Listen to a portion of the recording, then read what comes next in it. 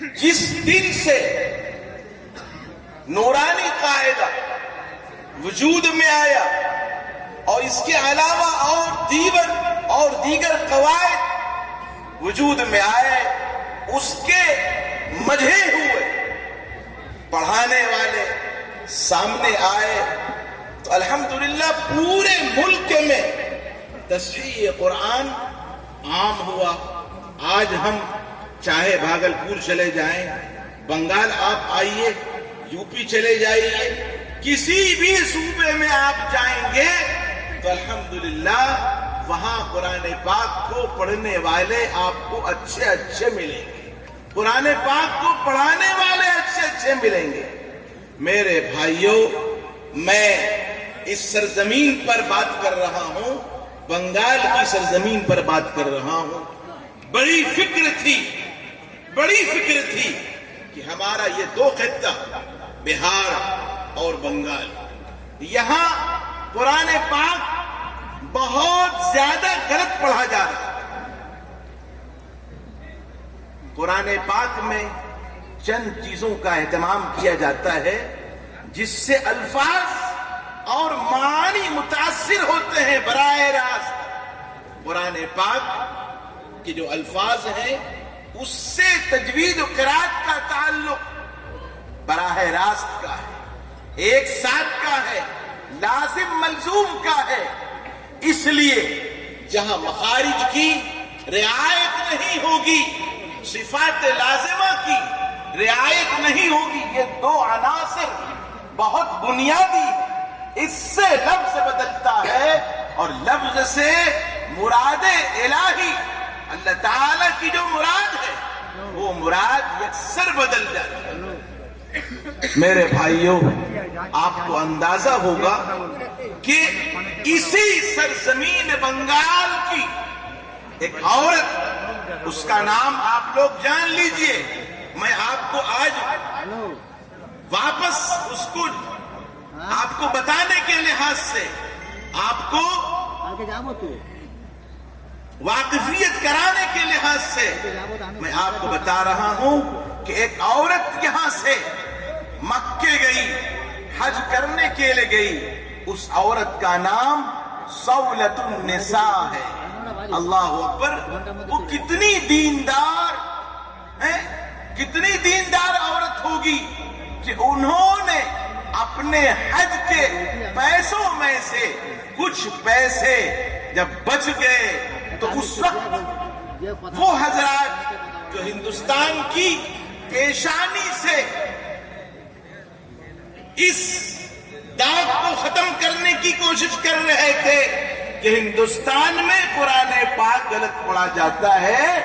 یہاں کے لوگوں کو قرآن پاک پڑھنا نہیں آتا ہے، اس میں سر فہرست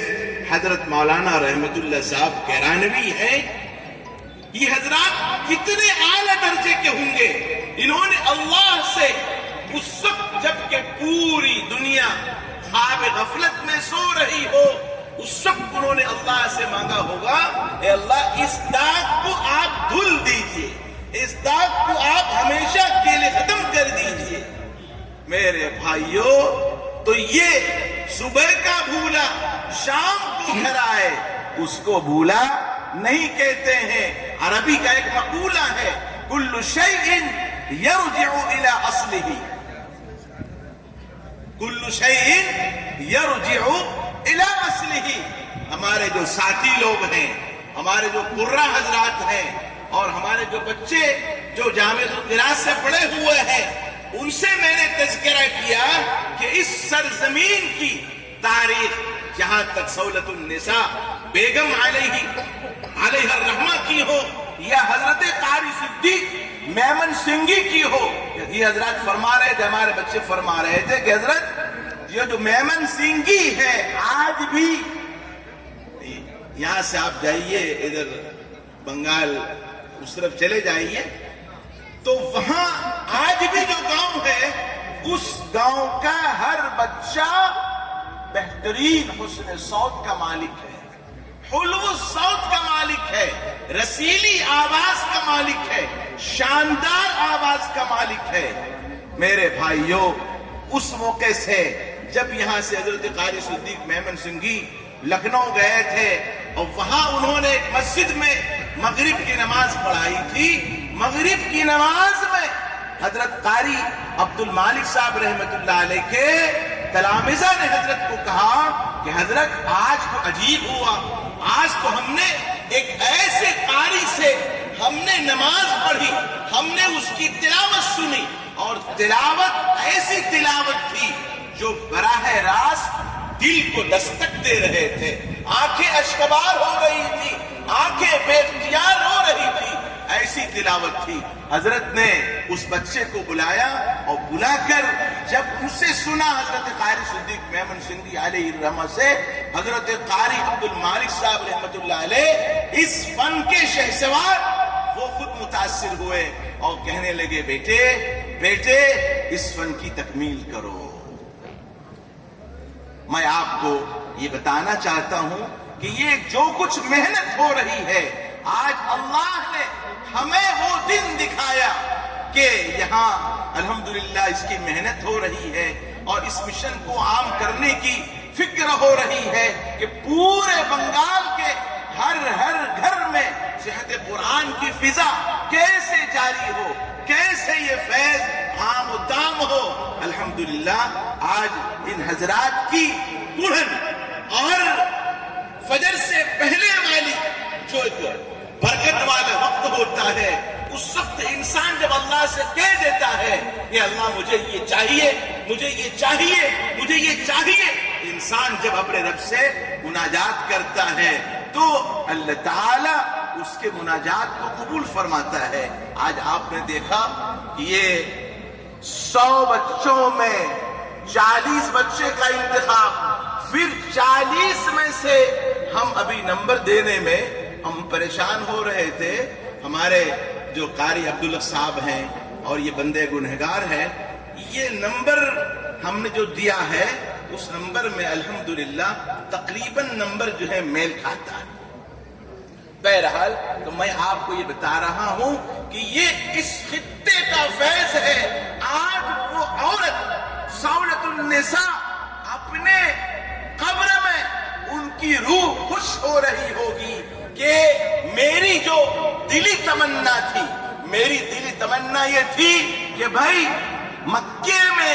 ایک ہندی مدرسہ قائم کیا جائے اور بعد میں یہ مدرسہ سہولتیہ مکہ مکرمہ کے نام سے آج بھی ہے, اور الحمدللہ اس کا فیض پورے عالم میں عام اور تام ہے. تو ان کی روحیں آج خوش ہو رہی ہوں گی کہ کل شیء یرجع الی اصلہ, کہ جو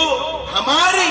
تمنا تھی وہ تمنا الحمدللہ 10 سال کے بعد, 20 سال کے بعد, 30 سال کے بعد صبح کا بولا گھر کو واپس آ رہا ہے. یہ فن الحمدللہ ہمارے گھر میں اب واپس آ رہا ہے, اور میں امید کرتا ہوں انشاءاللہ آج سے